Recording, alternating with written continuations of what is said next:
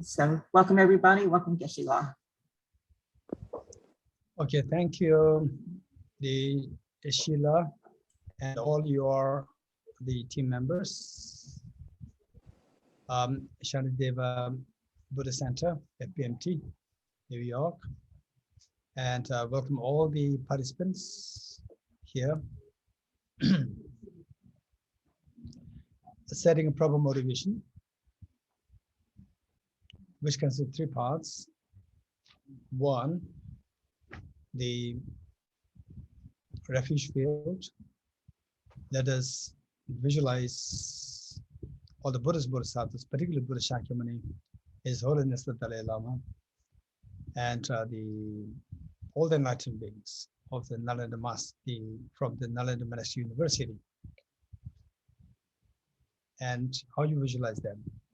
They are so loving, caring, and embracing.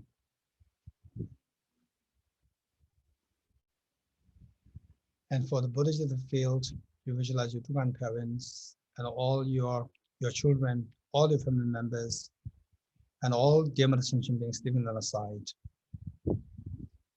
And here you are like the mother, and all others are like your children.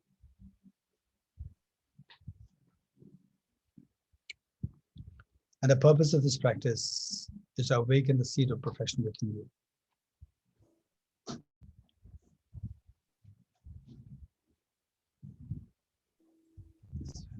Sheila, is there any disturbance? Do you hear some disturbance? The noise? There's a little sort of crackling. Yeah. Is it better now? Is it better now? It seems to be a little better, everybody. Yes? Thumbs up? Yes? We're good? Okay.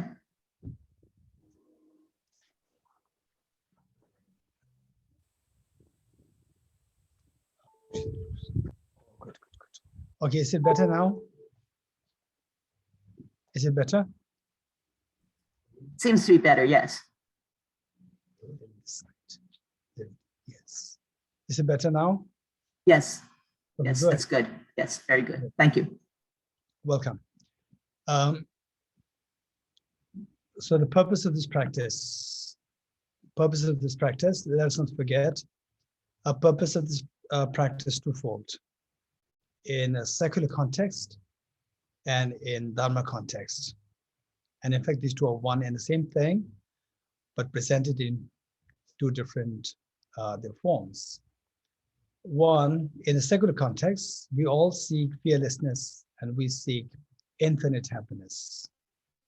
And in Dharma context, what we call is the fearlessness is known as nirvana.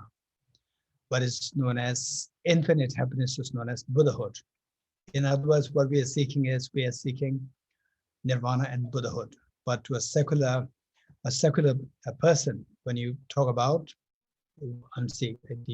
you are seeking the fearlessness and infinite happiness, and others also seeking infinite happiness and fearlessness. Let's not forget it. So where we're able to blend the secular and the Dharma as one, not to see them as 2 distinct things. With this in mind, just let us invoke the spirit. May I become Buddha for the benefit of all sentient beings. Just let us invoke the spirit for a while.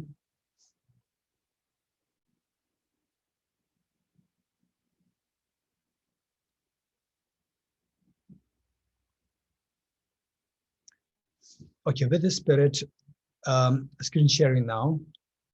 We're going to recite the verses there.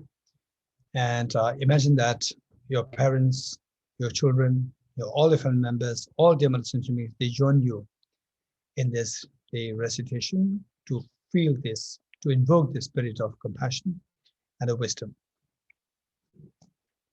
And choose by great compassion, you taught the Immaculate Dharma to dispel all perverted views. To you, the Buddha Gautama, I pay homage. And choose by great compassion, you taught the Immaculate Dharma to dispel all perverted views. To you, the Buddha Gautama, I pay homage. And choose by great compassion, you taught the Immaculate Dharma to dispel all perverted views. To you, the Buddha Gautama, I pay homage.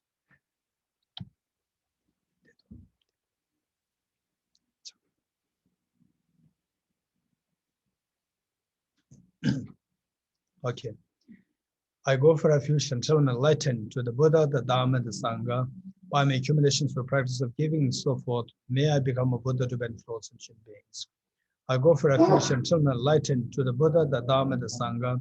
By my accumulations for practice of giving and so forth, may I become a Buddha to benefit all sentient beings. I go for refuge until I'm enlightened to the Buddha, the Dharma, the Sangha.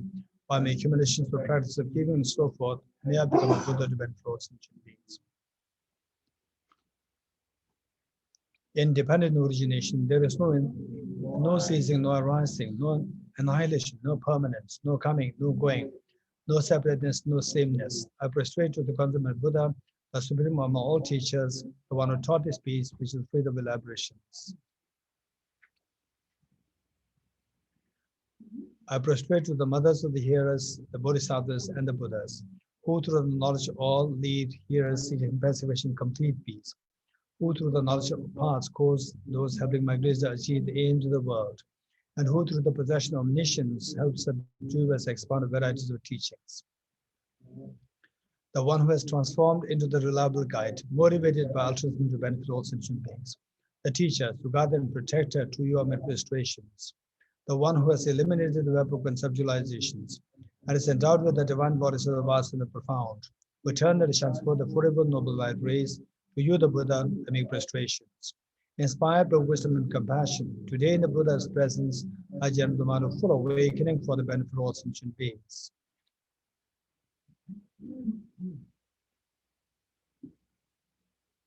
Om ye dharma hetu prabhavam hetum tesham tathagato yavatat Esham chayo nirodha evam vate mahashramanaye swaha. Om ye dharma hetu prabhavam hetum tesham tathagato yavatat Esham chayo nirodha evam vate mahashramanaye swaha.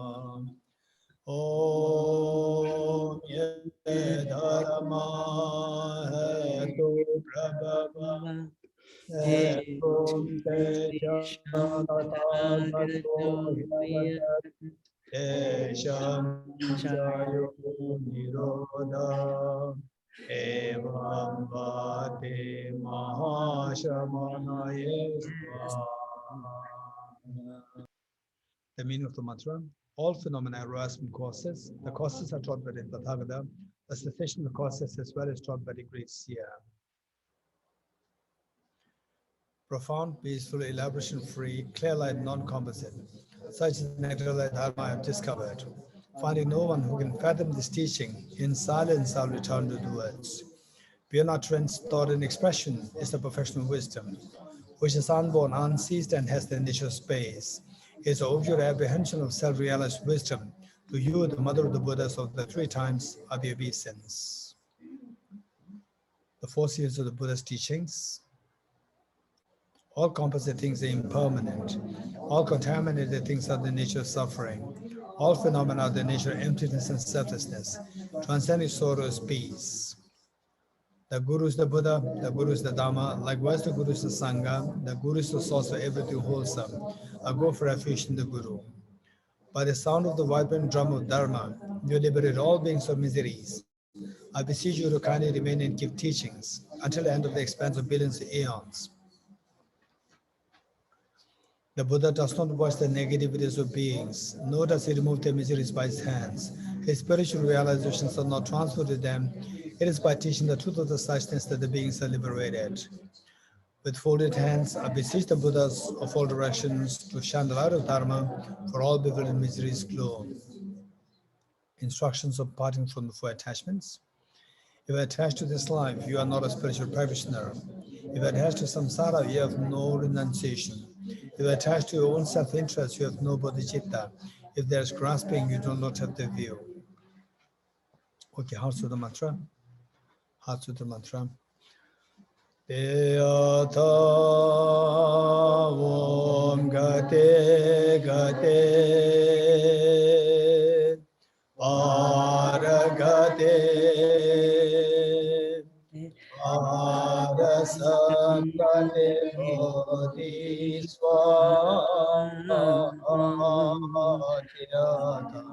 Om Gate Gate Paragate Parasangate Bodhisvatyata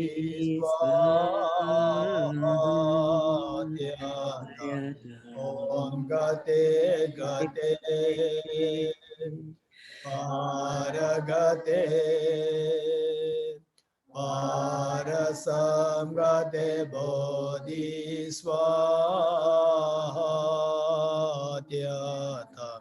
Om Gate Gate Paragate Parasamgate Bodhisvaha.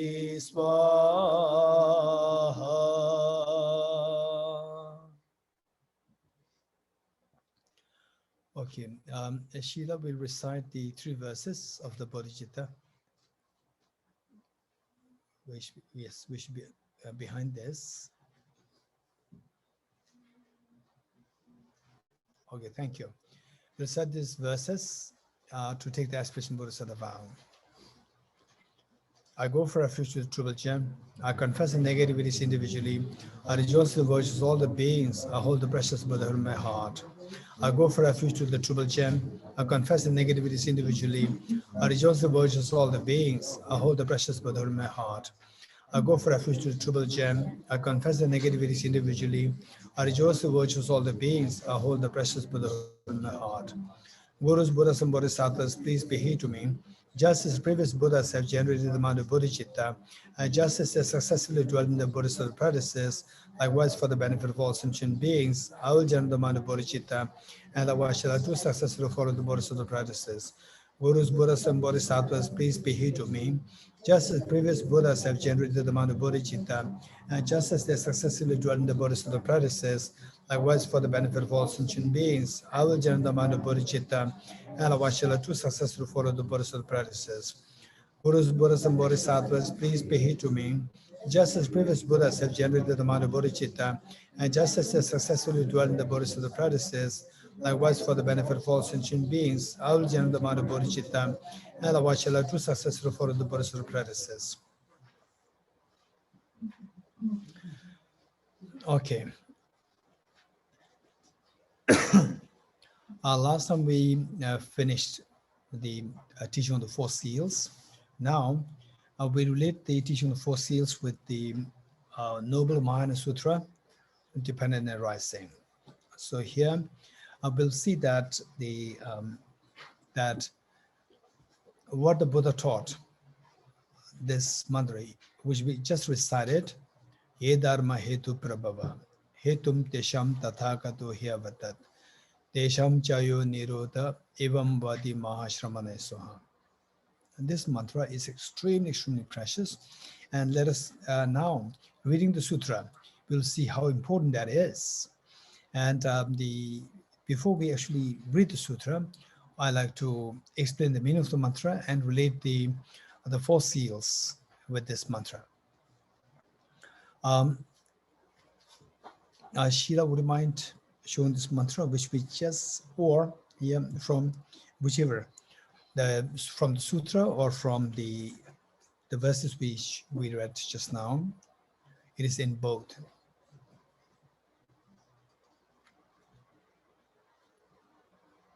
It should be in the beginning. Which one do we want? Ye Dharma. Right. Say maybe on page 3 or page 4.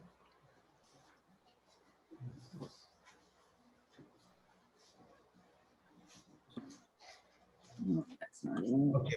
We go a little Wait. up, page 5 or 6.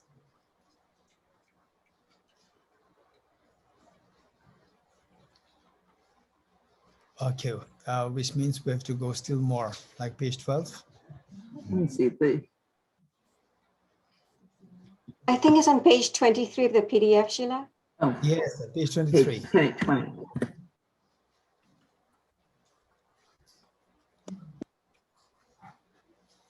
Here we go.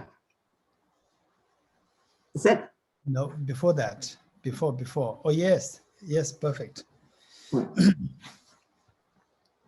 want to go?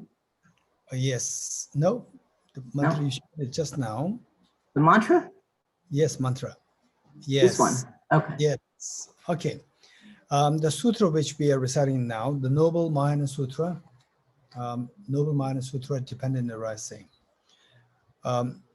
Here, we see that, in fact, there are several sutras on dependent origination, two with the same label, a Noble Mahayana Sutra, dependent arising. One is very short, which we're doing now, and the other is the Rice Seedling Sutra, Śālistambasūtra, in Tibetan, Sadhujamviddo. That is pretty long. And if we are to really teach this, it requires minimum like a week or 10 days. So this mantra is related to the shorter version of the sutra on dependent origination. First, I'm going to explain this mantra and then relate the four seals with this mantra, and then we'll read the sutra. This mantra actually begins with Ye Dharma, this Om. That's not really the actual mantra, but we attach this to remind us of the purpose of reciting this mantra. This Om and this syllable Om is very popularly used in Buddhism, in Jainism, and in Hinduism, many aspects of Hinduism. This syllable Om is a Sanskrit syllable, and it's made of 3 letters, A, U, Ma. And these 3 letters combined together is read as Om, not as So these 3 letters, they symbolize the body, spiritual mind of the ordinary beings, as well as the enlightened beings. In your context, in the context of the individual, you and I, are your body, your speech, and the mind, which are defiled now. These are also symbolized by these 3 syllables. And also that when you become a Buddha, it's not that you get something new. Your body becomes so pure, your speech becomes so pure, and your mind becomes so pure. So particularly your mind, your body and speech, they just manifest out of this pure mind, Buddha's omniscience. So in other words, this syllable Om, when you recite this, we should remember that I should not remain as an ordinary person. I should put all my effort to transform this body, impure body, spiritual mind, symbolized by A, U, Ma, into pure body, spiritual mind of my resultant state of the Buddhahood. When I become a Buddha, that these 3 should change to mind: pure body, pure speech, and pure mind. But this awareness, the next is how. How are we going to do it? So for that, the main mantra follows. Ye dharma hetu prabhava, hetum tesham tathagato hyavatat, tesham chayo nirodha evam vadi maha shramana soha. This is extremely precious mantra. And some people, they have very naive idea that you recite mantras and then you will get the blessings. You want wealth, you get wealth. And you want good health, you get good health, and so forth. This is not a connotation. And the Buddha's teachings, they are so practical, very realistic. And so this mantra is more like a reminder for us, more like a reminder. And if you don't want suffering, finally, as we said earlier, if you ask yourself, what is the purpose of my life? Many people ask this question, what is the purpose of my life? And I so well remember that was back in, I think, 2010 or 2008. I don't remember too well. That His Holiness was invited to give a public address in Delhi University. And at the end of the address, one of the college students, one of the girls, stood up to ask a question. Your Holiness, what's the meaning of life? What's the meaning of life? And His Holiness, without any second thought, said that we live on hope. How many agree with? Yes, if I say His Holiness, everybody will say yes. So how many of you agree with me that we live on hope? Makes sense? Okay, tomorrow I hope it will be a better day. This is how we live. And we hope for happiness. How many agree with me? Makes sense? Yes. So His Holiness says that we live on hope and we hope for happiness. So the genuine happiness is the meaning of we are alive. This is what His Holiness said. Okay, let's not forget it. So with this, this happiness has two parts. One, to stay away. First, we have to stay away from the miseries. With the miseries, you can't have happiness. First, you have to stay away from miseries. Get away with the miseries. Then next is embrace your happiness or expand your happiness. So these are two goals. And as I said earlier, staying away from misery. What degree of miseries you want to stay away from? 10%, 50%, 80%, or 100%. If possible, 100%. How many agree with me? Sense? Good. So in a secular sense, this is what we say, that we want to get rid of all my miseries. This is in a secular context. In a Dharma context, this is known as we are seeking liberation. We are seeking nirvana. In simple terms, in Dharma terms, this is nirvana. Whereas we want the maximum happiness. And what degree of happiness do you want? 10%, 20, or 100%? Possible 100%. So this 100% happiness that we're seeking, this is what is in secular sense we call it, we say 100% happiness, but in Dharma sense, or in Dharma terminology, we call it Buddhahood. So seeking nirvana and seeking Buddhahood, in secular sense, seeking fearlessness and seeking infinite happiness. Okay. So if you want to really achieve that, what should we be doing? What should we be doing? So there, the mantra reads, Ye Dharma Hetu Prabhava. All these phenomena arise from causes. All these phenomena arise from causes, which means that we can't expect doing the wrong thing and getting the right thing. We can't expect that, because all things, all the results, they necessarily come into being by dependence on their respective causes. And the causes, this is what the Buddha identified as in the Rice Seedling Sutra. The Buddha identified as whosoever sees dependent origination will see the Dharma, and whosoever sees the Dhamma will see the Buddha. Let me say this again. So this is a very important part of the Sutra on dependent origination or dependent arising. Whosoever sees dependent origination will see the Dharma, and whosoever sees the Dhamma will see the Buddha. So what is dependent origination? Dependent origination, it has the three levels. One is the dependent origination of the results, dependence on the causes, cause of a relationship. The other is the dependent origination of the wholes, dependence on the parts. For example, your house. Your house is a whole, and it comes into being by dependence on its parts. For example, the roof, the walls, the floor, the windows, the doors, and so forth. The wholes dependence on the parts. This is number two. Then number three is the most subtle version. The dependent origination dependence on the mere mental designation, mere mental imputation. The three levels of dependent origination. And in the context of dependent origination Sutra on dependent origination, the Buddha taught, Buddha greatly taught the first level of dependent origination, which is the 12 links of dependent origination. How the beings suffer in samsara through these 12 links, and how to undo the 12 links. So all these things are what you find in the Sutra on dependent origination, Rice Seedling Sutra. So this is how we operate in samsara. And what is the first link? First link is the link of ignorance, that all our miseries, they're rooted to the ignorance. if you don't want the miseries, you have to get rid of the root cause, ignorance. So this is the message.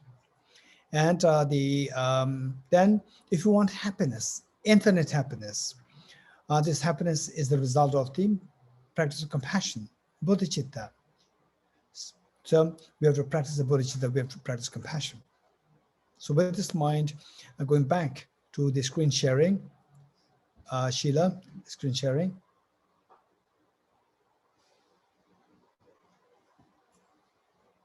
Okay. Ye dharma, it reads, Ye dharma hetu prabhava. All these phenomena, ye dharma, ye means these phenomena, dharma is phenomena, hetu, cause, prabhava, arise or originates. All these phenomena arise from causes. Which phenomena? A phenomenon of miseries, a phenomenon of happiness, particularly since that we are talking about how to get rid of the miseries. So the phenomenon of miseries. These dharma, the phenomena of the miseries, they arise from hetu, arise from the causes, prabhava. And what are the causes? What are the causes? We have to remember what Nagarjuna taught in his text, Mula Madhyamika Karika, Fundamental Wisdom of the Middle Way, where he said, I'm going to say this verse in Tibetan, Leta nyumo sebe tar, leta nyumo namdole, teta tule tubani tombani kabagyur. This is the Tibetan version. In English, it is that ceasing of karmas and afflictions is nirvana. Karmas and afflictions arise from conceptualization of inappropriate attention, which in turn arises from the elaboration of self-grasping ignorance. And this elaboration ceases through the wisdom of emptiness. Okay, from there, we, Nagarjuna elaborated what the Buddha taught as the cause of suffering, elaborated the cause of suffering as fourfold. Of course, the result of the cause of suffering is the suffering itself, the samsara. And that is the result of the immediate cause, which is contaminated karmas, number one. And the contaminated karmas are given rise to by the afflictions, number two. And the afflictions are given rise to by inappropriate attention. Inappropriate attention. What is meant by inappropriate attention? It is the misconception or exaggeration of the qualities of the object. Exaggeration of the qualities of the object. Inappropriate attention, and which in turn arises from the self-grasping ignorance, which exaggerates the object, which refines the object, which misconceives the object as objectively real. In other words, self-grasping ignorance. These four are identified as causes of suffering. So when you recite this, Ye dharma hetu prabhava. So here we should remember that, okay, the miseries that I go through, that everybody's going through, is because of the contaminated karmas, afflictions, inappropriate attention, and self-grasping ignorance. You have to remember these four things. The next, hetum tesham tathagato hyavatat. Hetum is a plural form of the causes. Plural form of the causes, hetum. Tesham, these causes of the miseries, tathagato, the Buddha, hyavatat, taught. What these causes are, what the causes of miseries are, is taught by the Tathagata, by the Buddha. Okay, so what did the Buddha teach pertaining to the cause of miseries, contaminated karmas, afflictions, inappropriate attention, and self-grasping ignorance? And for your information, you want to know a little bit more than the self-grasping ignorance in order for it to give rise to the offshoots, inappropriate attention, afflictions, and the contaminate. Here the afflictions is the gross afflictions. Because why gross? The first two, self-grasping ignorance and the inappropriate attention, both are afflictions, and they are subtle afflictions. Whereas here, in the form of the attachment, the anger, jealousy, and so forth, these manifest in the form of gross afflictions. So these gross afflictions will give rise to contaminated karmas, such as the 10 non-virtuous karmas. Okay, so when it says that tesham hetum tesham tathagato hyavatat, when you recite this, you have to remember that okay, Buddha identified these four causes as the cause of the suffering.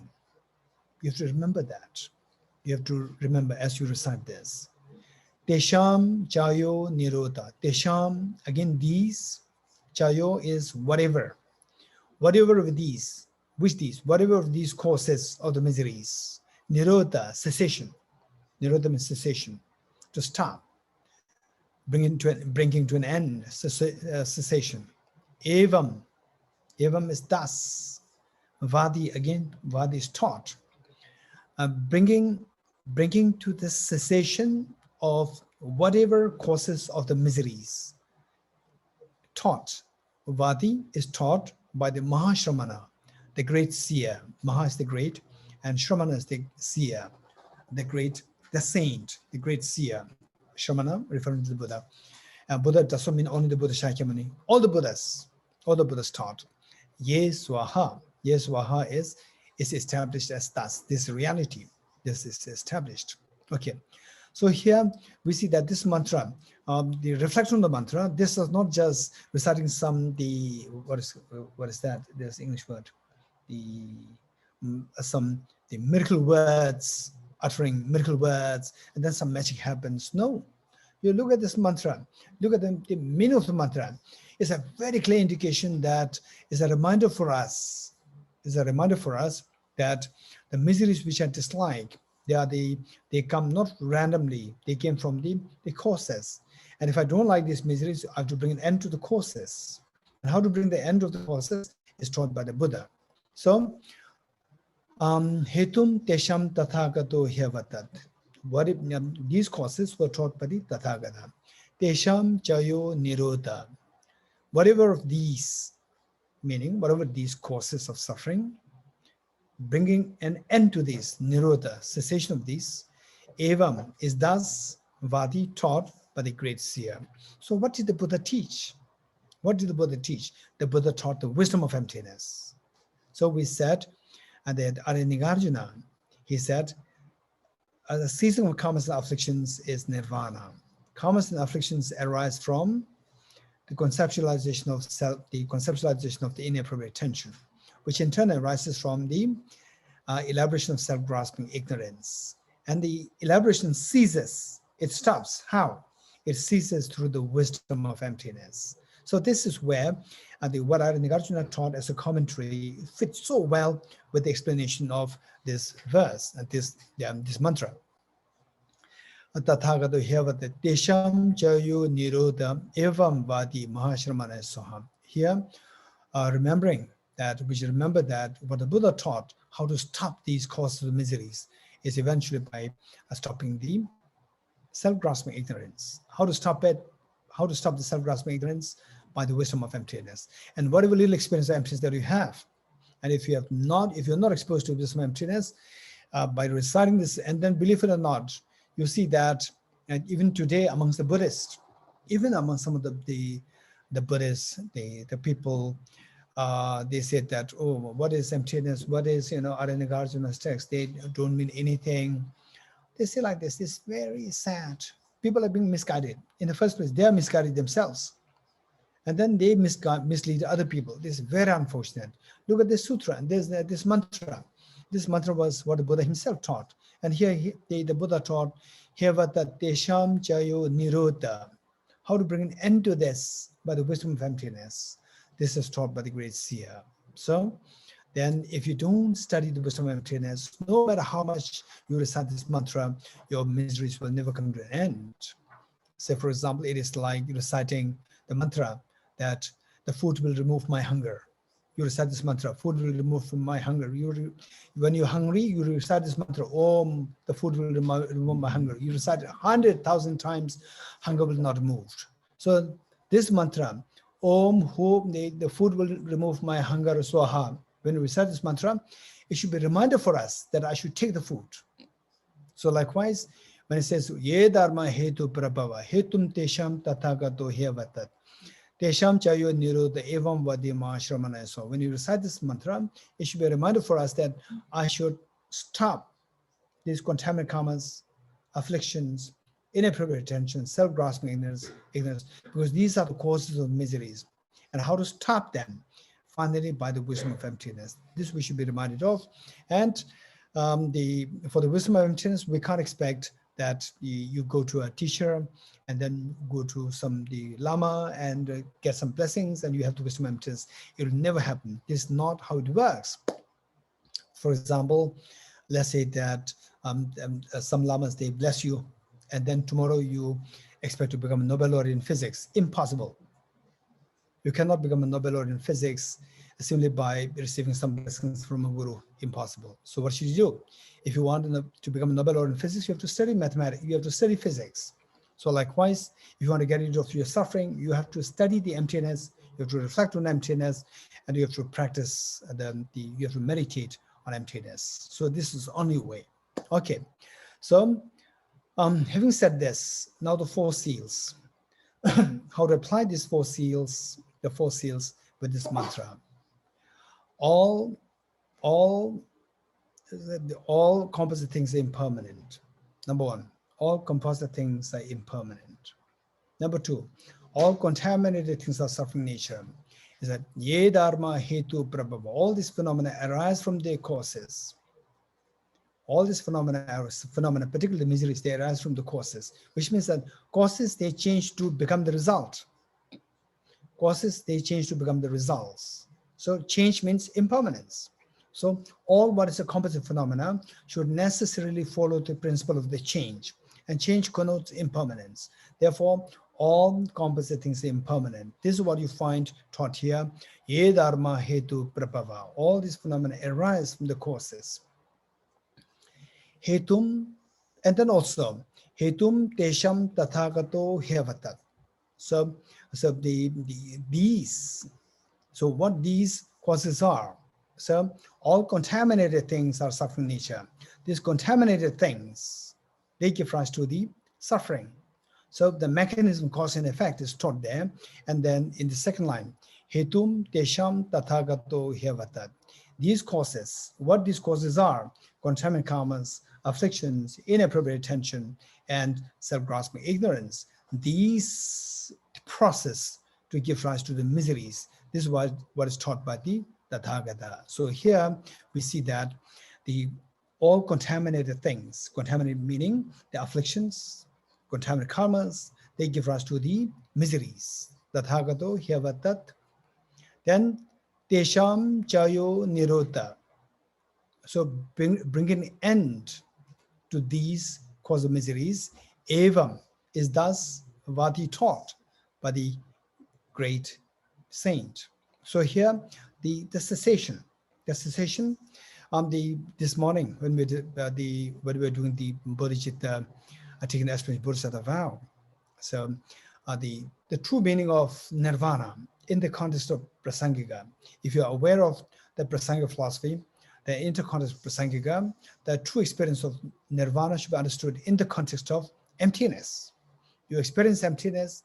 In the experience of emptiness, all these miseries dissolve, sickness, all dualities dissolve, sickness, aging, death, tension, depression, all dissolve in the experience of emptiness.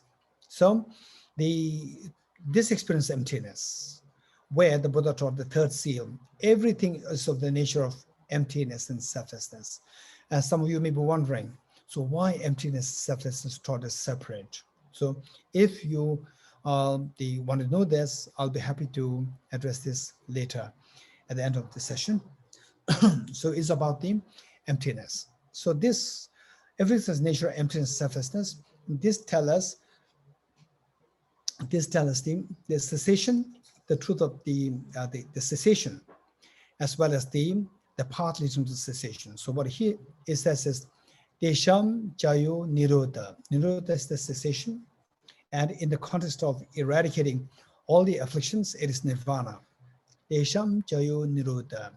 The nirvana, or the liberation from all these causes of suffering, is thus taught by the great seer. So in the context of Prasangika, this nirodha, or the nirvana, is to be understood in the context of the emptiness and selflessness. And so there you experience the the absolute peace. That is the fourth seal. Transcending sorrow is absolute peace. So we see that all the four seals are so well contained in this mantra. So this is how we should understand it. So with this, we now go to the Noble Mahayana Sutra. Noble Mahayana Sutra. Screen sharing.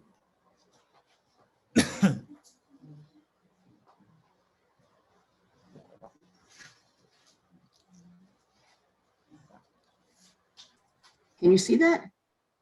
Not yet.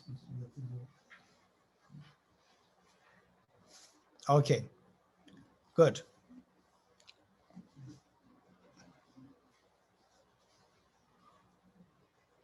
Okay, this is not the one which is before this. This is the second one, this is longer version. In English, those of you in English is on page 61. Okay, those of us who have this book, it is on page 61.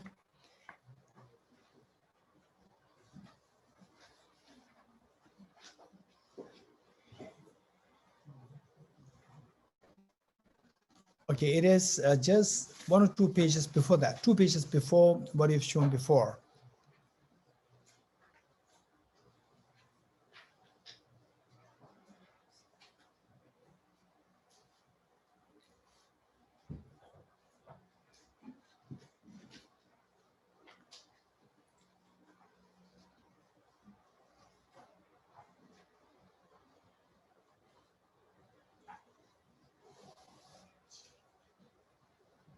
Okay, it's still not coming. Just 2 pages before the earlier screen sharing.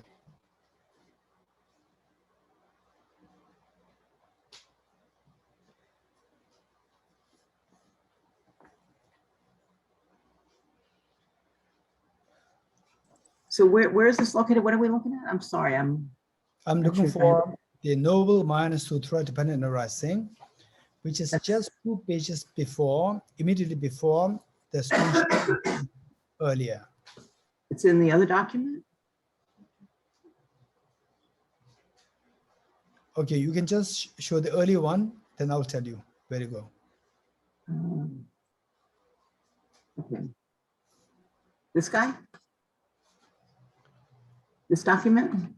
Okay, I cannot see it now. It may appear in a few seconds. It's on page 659, Oh, okay. Sheila, and on the Blaze of Non-Dual Bodhicitta, at least on my version. Is this what we need? Okay, yes, there are several editions, and the soft copy, what Sheila you are sharing, it may be like in page 80s. Let's try that. Okay, Sheila, what you do is just Is this it?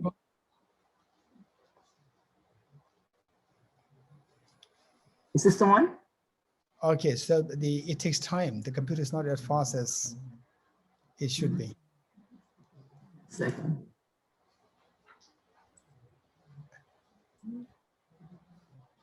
Is this it? Okay. Just go 1 or 2 lines up. Huh? Now what you do is that you do, this is on, what you are showing is page 79. Go to page 77. Go to page 77.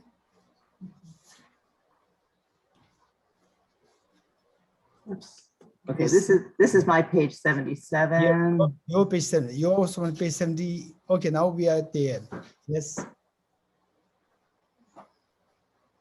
Back, Good. forward. No, not this one. Not this one. Page 77. This is page 76. Yours. Okay, good. No, This is page 77. still go up. Still go up. More?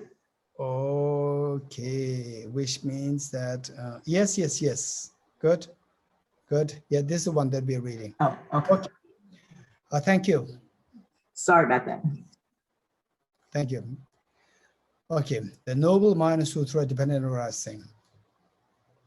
Homage to all Buddhas and Bodhisattvas. Thus did I hear at one time, the Blessed One was in the realm of the 33 gods. The 33 gods, in the God realm, it is divided into various levels, and the 33rd of the God realm, seated on the throne of Indra, with him, with the Buddha, were great hearers, the Shravakas, such as Venerable Ashvajit, and then the Bodhisattvas such as Arya Maitreya, then Arya Avalokiteshvara, and Arya Vajrapani, who are adorned with immeasurable precious qualities, as well as various gods, such as the great Brahma, who is the Lord of the Saha world, Narayana, the great Ishvara, Sakara, who is the chief of the gods, and Panchasika, who is the king of the Gandharvas. So this is a basic, the background information. Then on that occasion, the Bodhisattva Mahasattva, Avalokiteshvara, rose from his seat and having draped his upper robe over one shoulder, knelt down with his right knee on the peak of Mount Meru, his palm together.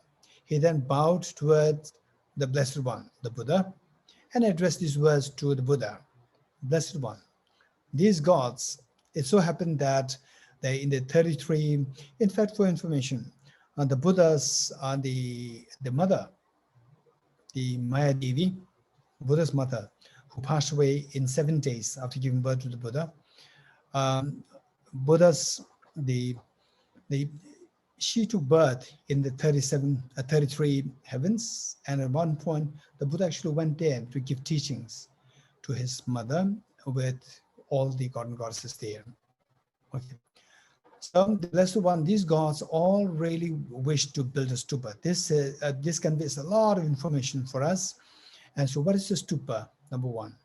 Number two, they say what are the main features required? Features meaning, what is the main thing that is required to build a stupa? Now that they are present in this entourage, please teach them the Dharma in such a way so that the merit of Brahma will increase. The merit of Brahma is that it simply indicates enormous merit. Enormous merit, merit which equals the merit required to take birth as a Brahma. Brahma is a deity of the first form realm. First form realm. To take birth there as a Brahma, it requires a tremendous merit. So just to say that is that, for example, if somebody is very extremely intelligent, we say that, oh, he has Einstein's mind. We give this metaphor. Likewise, Brahma's merit of Brahma, it is simply to indicate the enormous amount of merit, so that the merit of Brahma will increase. That the merit which equals the merit to take birth as in the Brahma realm will increase. And the merit of the monks, nuns, laymen, and labormen will increase much more than that of all types of beings in the world of gods, Maras, Brahma, including renunciants and the Brahmins. Then what the Buddha taught? At this, the Blessed One spoke the verses of dependent origin. Then the Buddha taught this mantra. Ye dharma hetu prabhava, hetum tesham tathagato hyavatat, tesham chayo nirota evam vadima shramana soha.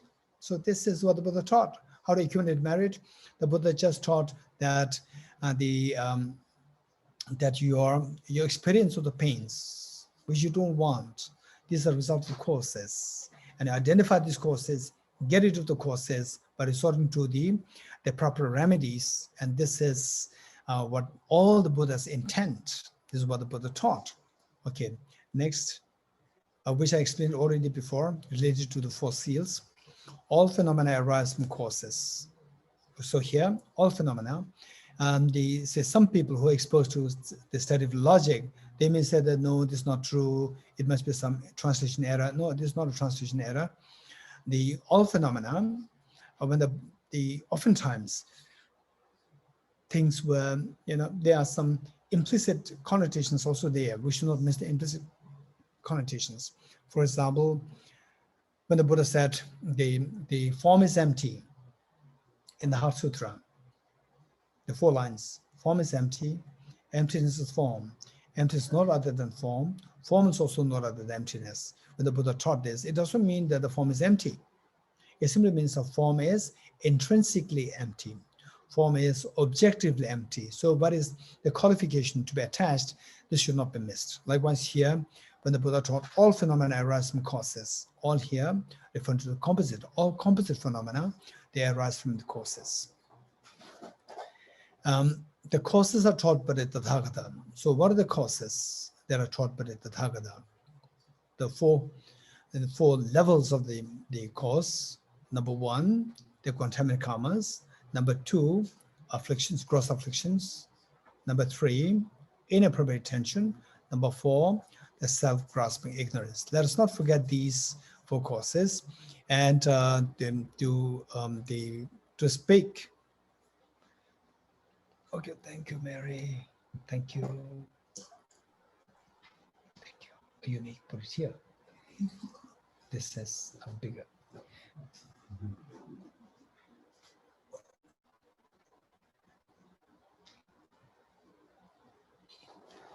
Okay, so Mary here, she is the conscious of. Today we had already had how many sessions? 4 sessions? 3 sessions already. 4 sessions already. Morning session, then 3 teachings. This is the 5th one. So this is the 4th one, including morning practice.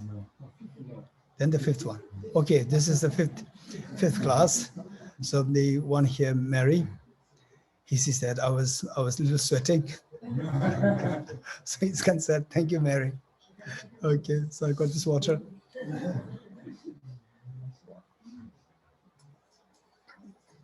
So this is the 5th class. Okay. What was I saying?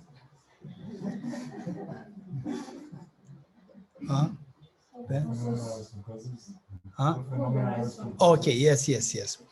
All phenomena arise from causes. Okay.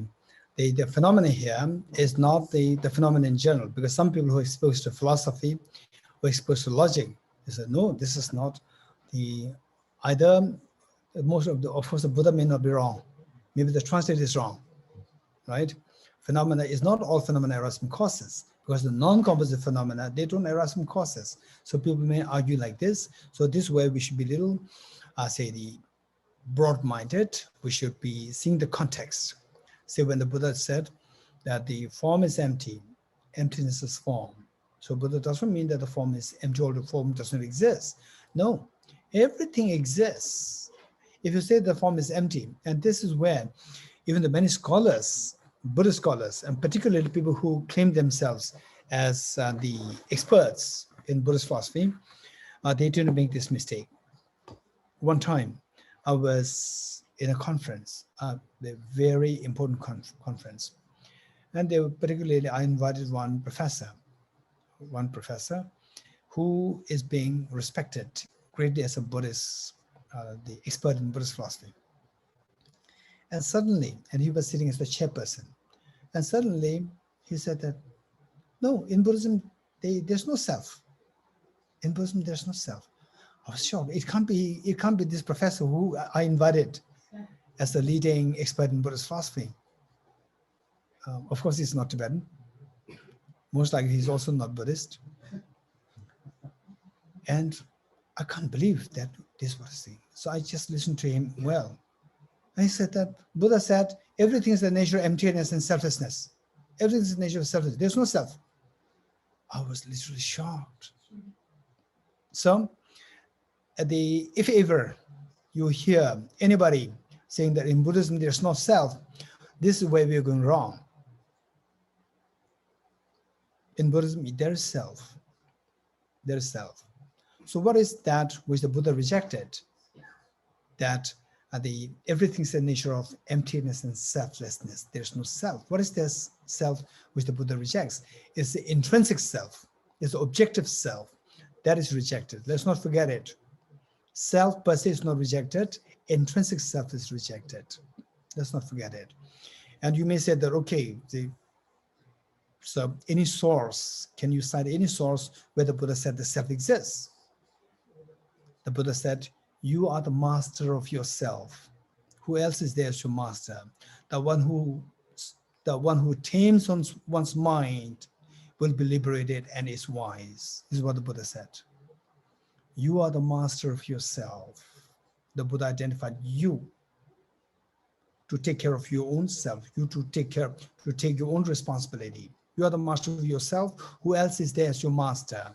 The one who subdues one's mind will be liberated and is the wise. This is what the Buddha taught. Okay, and if you don't accept the self, if you don't accept the existence of the self, you end up with many contradictions.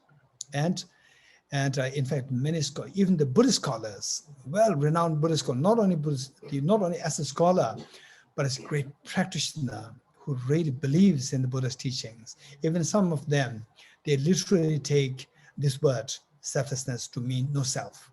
So this is where you end up in many contradictions. And for scholars, it's easier, because the scholars, if you they throw some questions, then they'll get stuck and they'll come to realize that, okay, there's something which I have to modify.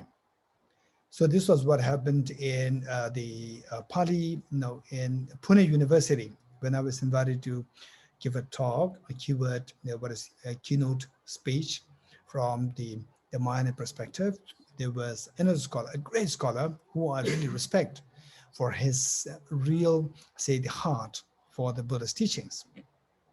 He was giving the presentation from the Theravada point of view. And then he was also taking that there's no self. And at least he has a tremendous faith in the Buddhist teachings. Actually, he's a practitioner of the Buddhist teachings. Okay, that would be less dangerous. But still, that he cannot resolve many of the issues. So how do you account for the rebirth? All these questions come into being. So with this, the self is there.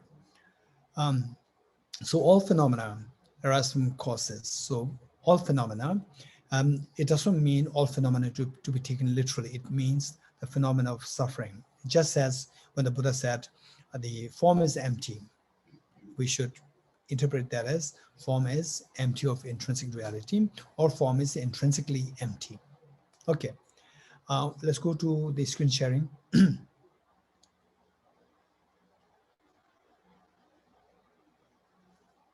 Okay, all phenomena arise from causes. The causes are taught by the Tathagata. So what are these causes that are taught by the Tathagata? 4 things I mentioned: contaminant karmas, gross afflictions, inappropriate attention, and self-grasping ignorance. And for that matter, so what it said there, what is taught there, the cessation of the causes as well is taught by the great seer. How to bring an end to this? By cutting the root, by seeing the emptiness as identified in Nagarjuna. Of course, yes, this is the ultimate. But for us, studying these texts, the sutras, we have to make sure that there's some benefit in us. So what's the benefit?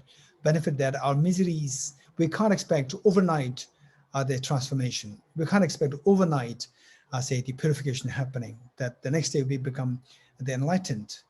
But it's a process.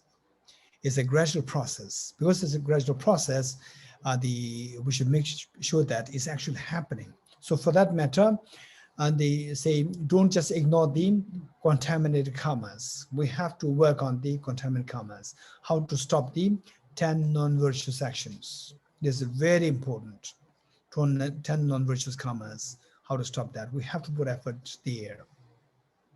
Then the afflictions, gross afflictions, such as the attachment, anger, and the jealousy, and so forth. So see how, and of course, so mainly all the afflictions, we can group them into 3 families. One is the involuntary pull, that is attachment. Other one is involuntary push, that is aversion. So most of the afflictions, they fall under these 2 families. And then we have the the ignorance, which is neutral, in general, say when the pull is not there, when the push is not there, but then it is neutral. When the neutral is there, what's the problem? The problem is that you view the object as objectively real, and the seeing the object as objectively real, that continues. So the ignorance continues. Whereas with the involuntary pull, ignorance is there. On top of that, the involuntary pull is attached. Then with the involuntary push, ignorance is there. But on top of that, the involuntary push is added. So that becomes aversion. Whereas for the neutral, there's nothing to be added, only the ignorance persists. So this is the three broad families of the afflictions. So the afflictions, in terms of the gross afflictions, such as attachment, aversion, so forth, these we have to take care of, particularly anger. This is something that you need to take care of. Then the inappropriate attention. Okay, is there anybody who likes to share with us as I said earlier, inappropriate attention is exaggerating the qualities of the object. For example, let's say that say somebody is good in painting or good in studies, but not really the top, but not as a genius. And then you describe that person, oh, he's a genius, he's like Albert Einstein. If this is what happens, this is exaggerating the quality of the person. So exaggerating the quality of the person, exaggerating the characteristics of the object, that is known as inappropriate attention in this context.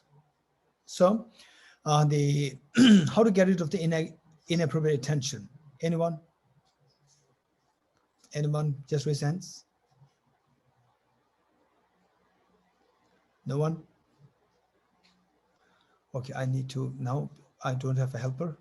In Tibet House, we have a helper. So I have to go to the side-by-side screen. Okay, I cannot see the other speakers.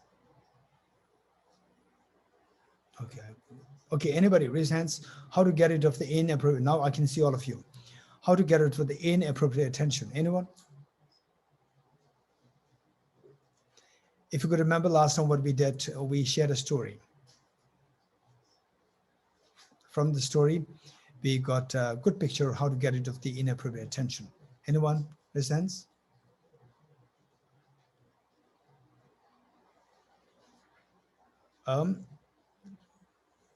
Robinat, you want to say? Yes. Unmute yourself. I'll give it a try. It seems that the recognition of the dependent arising of the object or the person, or the emptiness of the person, recognizing that it's consisting of parts and wholes, and also that it's a causal relationship and that it's a mere designation.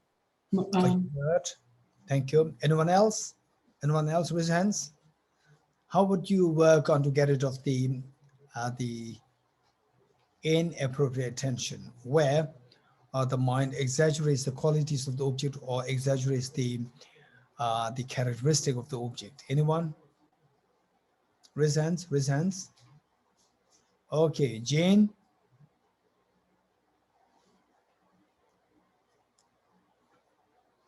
Oh, we cannot hear you, Jane. Okay, Jane, maybe you can remove the mic. Okay. Speak it down. Can you? Yes. Yes. Oh, again, we cannot hear you. Remove the mic.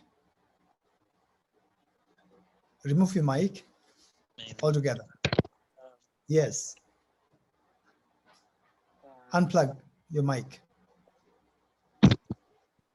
Do you hear me now? Yes. Yes. Can you hear me now? Yes? Yes. No? Okay. In the causal relationship, self-grasping ignorance is the root of all the afflictions. So by getting rid of say what would be the very specific remedy to overcome the inappropriate attention? Very specific remedy. For example, for attachment, the thing of impurities, reflect on impurities. For aversion, the practice of compassion, practice of loving kindness. So likewise, what would be the immediate remedy or the specific remedy to overcome the inappropriate attention, which exaggerates the qualities of the object? Anyone? Anyone? Okay, Geshe-la, I'm not sure this is specific, but I think that separating the designated object from the basis from the basis of designation. So actually separating the label from the parts, looking at wholes and parts. Okay, Right. working on the wholes and the parts. Yeah, separate. So separating the object of designation from the basis of designation, the designated object from the basis of designation. Okay, good. Yeah. Anyone else? Okay, Elishiva. Maybe equanimity. Oh, equanimity, how? Don't to push and don't to pull, like be cool. Okay, remain cool. Equanimity. Don't push and don't pull too much. Yes. Don't push and don't pull too much. Yes. So nobody wants to be pulled, nobody wants to be pushed, but automatically it happens, right? I want to remain cool. I cannot remain cool. How to remain cool? This is the question. Anyone else? Okay, I would like to ask, could it be that when you are having observation of phenomena, you grasp and label the qualities of experience, thereby giving it a reality that is not intrinsically there? Okay. So for this, we have to realize emptiness. Bonnie? Say again, please. Do we have to realize emptiness for that matter? Well, I'm thinking you're asking what is inadequate attention, and I think that inadequate attention would be involving oneself with what you are observing, grasping at it, labeling it, imputing good or bad, want or don't want. In terms of, noticing my attention to daily life, that is when equanimity is disturbed, when I start labeling and grasping and. Okay, I think what is important is that first we need to know what is inappropriate attention. If you don't understand it well, then the remedies will not make much sense. Anybody who would like to explain what do you understand by inappropriate attention? Okay, Venerable Tendrila, you'd like to explain?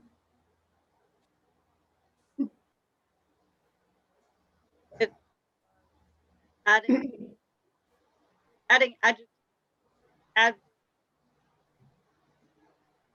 Okay, Venerable Tendrila, your voice is breaking. now. It's exaggerating of the object. Okay, your voice is breaking. We cannot hear you too well. Oh, okay. Okay, Catherine. Geshe-la, from last week in my notes, it says that we look at the object and we see qualities in the object that are not there. Can you give me an example? It's coming from the mind. So I say, here's my phone. It's so beautiful. The beautiful is coming from my mind. It's not in the object. Mm-hmm. Appropriate attention is I see the qualities in the object that are not there. Okay. Very good. So the inappropriate attention is the one which gives a quality to the object which is not really there. This is the inappropriate attention. In simple terms, we can say that, oh, this is so nice. This is so bad. When you do that, inappropriate attention automatically happens. Exaggerating the qualities of the object happens. Okay, in simple terms. So this is what we need to know. How many times in your life it happened that you tend to see things as, oh, this is so good, this is so bad. Raise hands. Yeah, these are the inappropriate attention. So this is a problem. So good, so bad. So good means you pull towards that. So bad means you are pushed by the object. So involuntary pull and push happens. So what triggers the involuntary pull and push? That is the inappropriate attention. What triggers? The immediate cause, which triggers the involuntary pull and push. So good, pulled. So bad, pushed. What triggers what immediately triggers the involuntary pull and push? That is the inappropriate attention. So what is that? Very simple. Oh, this flower is so good. They say, for example, I don't know whether yes, I did share this. I don't know whether I shared this with you, that when I was young, particularly age 14, 15, I used to see my father is extremely handsome. My father is extremely handsome, so good. So because of which I feel so attached to him. And then later on, my aunt said that your father had 7 siblings. Of the 7 siblings, your father is the ugliest. So if it is the ugliest in the family, a small family, how can you say that he is the smartest man in the world? Smarter than, particularly when Richard Gere was in his 20s, smarter than Richard Gere. So this was what happened. This was purely, say, the reification or exaggeration of the quality of my father.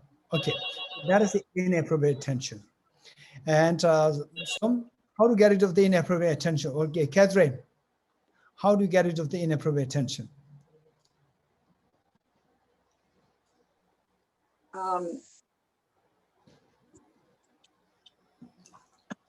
I think that you have to stop imputing qualities in the object and see coming from the subject.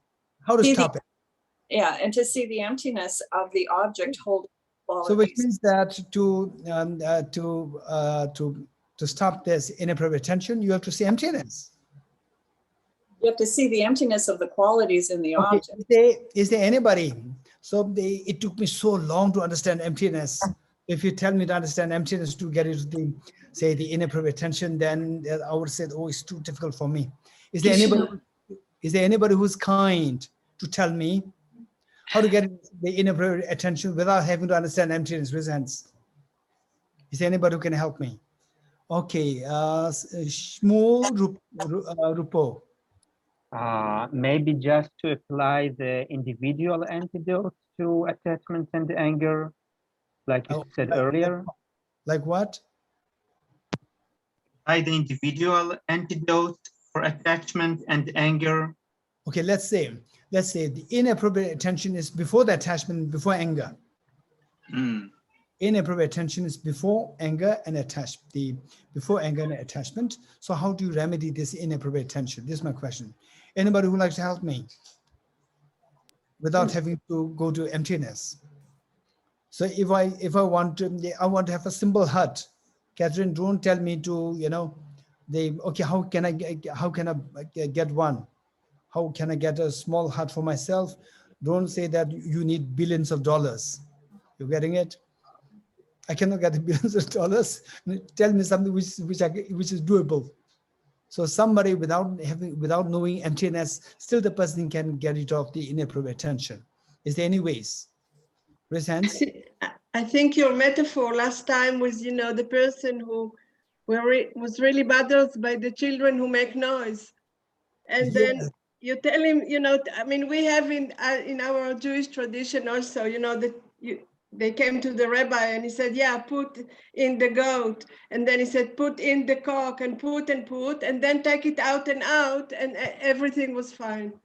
Okay, so tell me, this is an amazing thing. So what is the Yeah. message from your side? What advice would you give me? Well, I think that, I mean, So it is about, it is about my, say, my inappropriate attention to the mug. This mug is so good, right? Don't ask me to get a goat, right? Get a yeah, goat, get a cock, get a this, get a. Don't ask me to do that. It's not about the problem of the small children. It's about the mug.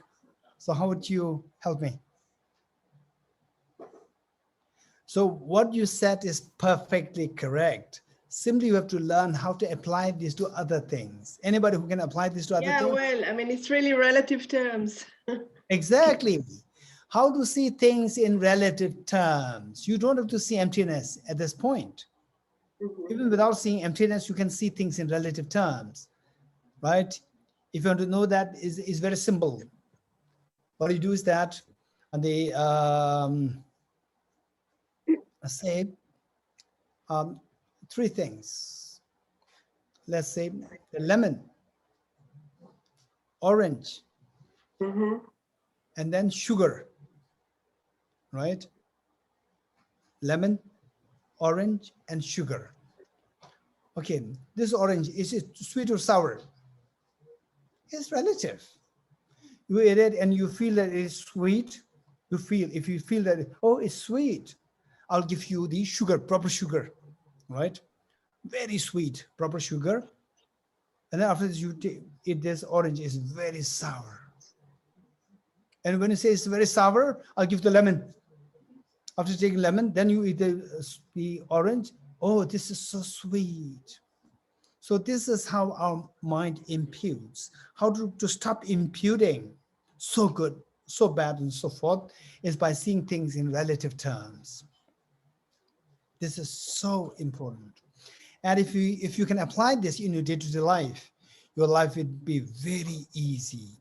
Your life can be very easy. All the unnecessary, say, the issues of life will be solved to see things in relative terms. Good? Okay. So what I'm saying is that going back, Sheila, screen sharing.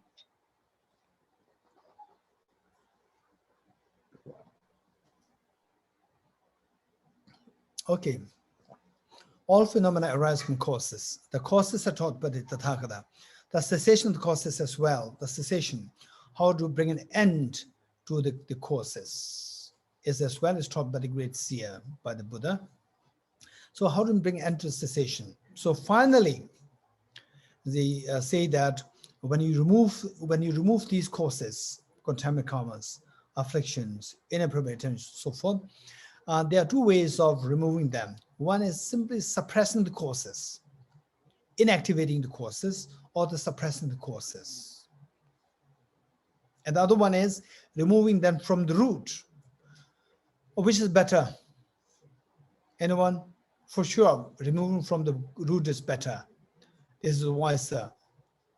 But to remove from the root, first you have to remove the surface, gross ones, to remove them. So for that, we should be very serious. Say, in our day-to-day life, how to cut our contaminant karmas. For example, 10 non-virtuous karmas. We have to first know what these 10 non-virtuous karmas are. Anybody who has the 10 non-virtuous karmas on your fingertips? 3 physical, 4 verbal, and 3 mental. We need to have these on our fingertips and try best to stay away from these contaminated and negative karmas. What are 3 physical? Killing, stealing, and sexual misconduct. Staying away from these to the best you can. If you don't pay heed to mitigating the power of these negative karmas, there's no point. To see emptiness is impossible. So initially, our negative karmas, they must be mitigated. Their power must be mitigated. We have to put effort. And likewise, the 4 verbal, what are they? Harsh words, telling lies, slander, and then idle gossip. So these, try to stay away from these. For example, harsh words, unnecessary. For example, husband and wife, usually unnecessarily they fight.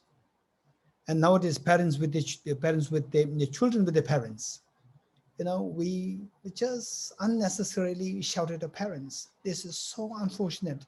This is what I see oftentimes, very unfortunate. So we have to stop these harsh words. Idle gossip, I don't know,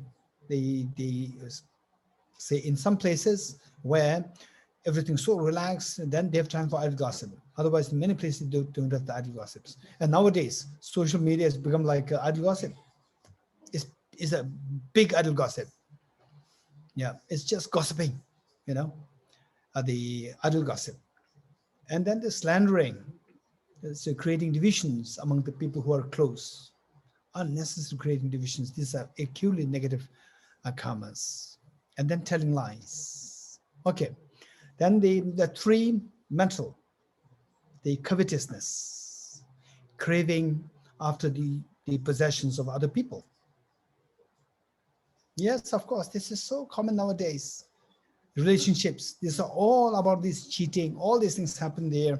We should be extremely, extremely careful with these. Number one.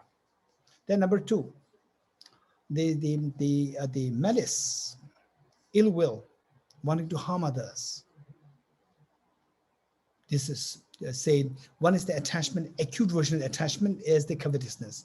Acute version of aversion is the malice, wanting to harm others. Not only feel averse to, but wanting to harm others. And then the wrong view, disbelieving in the law of karma. Wrong view which disregards the law of karma. Okay, so we have to take care not to be affected by the 10 non-virtuous actions, to stay away from the 10 non-virtuous actions as much as possible. This is so important. If you don't put effort in these, then to think of emptiness, and they say the bodhicitta, then the tantra, then the dzogchen, the mahamudra, and so forth. These are all just stories. Yeah, it's just waste of time. Then the other one is the afflictions, gross afflictions. How to mitigate a part of the afflictions. So for the attachment, to see the impurities. For the aversion, anger, to think about compassion. So they are the very specific remedies given there. But these remedies, of course, they will help us to reduce the intensity and the power of the afflictions. They will not get rid of they will not uproot afflictions altogether. But we do have to put effort in these. And then the inappropriate attention, by seeing things in relative terms. Not only see things in relative terms, also experience things in relative terms. And try this. Say, intellectually you know that, but then experience is going to be very different. When it comes from the experience, then the transformation can take place. For example,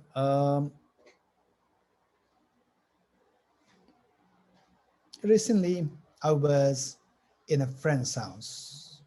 And the house, I entered it, I was seeing that for the first time. And it was okay. It was okay. And then the friend took me to another place, which my friend was thinking of buying. And went there. So now I'm seeing the relativity. The first house, which they are renting, and the second house, which they are buying, which they are thinking of buying. I see the relativity. Not just see, experiencing. You actually be there, not just mental thinking. And then we got back to the first house, which they took it on rent. There, the house is so good. It's so good. Because I already studied this, the relativity, inappropriate attention.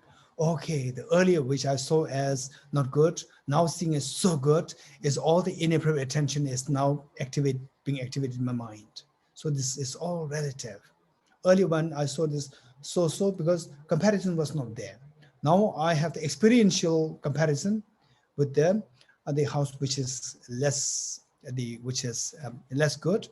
So now it looks so good. So this is where your experiential exposure also required. This is so important to mitigate the power of the inappropriate attention. Then finally, the remedy to overcome this self-grasping ignorance, the final one. This is remedy to all the other causes as well: contaminant karmas, afflictions, inappropriate attention, self-grasping ignorance, to cut the root. So for that, we have to have some experience of the emptiness. And for the emptiness, I would highly, highly, highly recommend that you have to study emptiness. So to gain experience of emptiness, to meditate emptiness, without this, we cannot curb the power of the self-grasping ignorance. To meditate on this, we need to have conviction in this. Conviction in what is emptiness. To gain conviction in emptiness, you need to have extensive studies. So study, reflection, and meditation emptiness required. For that matter, I would highly recommend to you, if possible, to go for some systematic studies. Nowadays in the world, there are so many places where very systematic studies are given there. For example, one place I know, in English, most of you are in English. In English, the one I think is in Pomaya in Italy, and in the in Nalanda English, or in Nalanda Monastery in France, and Tibet House. We have also the one in English. There are several places there. You must go for a very systematic studies of emptiness, bodhicitta. This is so important if you really want to extract the greatest meaning out of your life. Okay. Back to screen sharing, Sheila.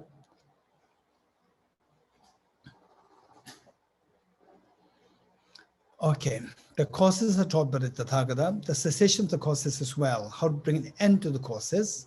So for that, the bringing an end to the causes, they on the surface level. They first remove the gross, and then they remove the subtle, remove from the root. So that happens through seeing the emptiness. The cessation of the causes as well is taught by the great seer, Avalokiteshvara.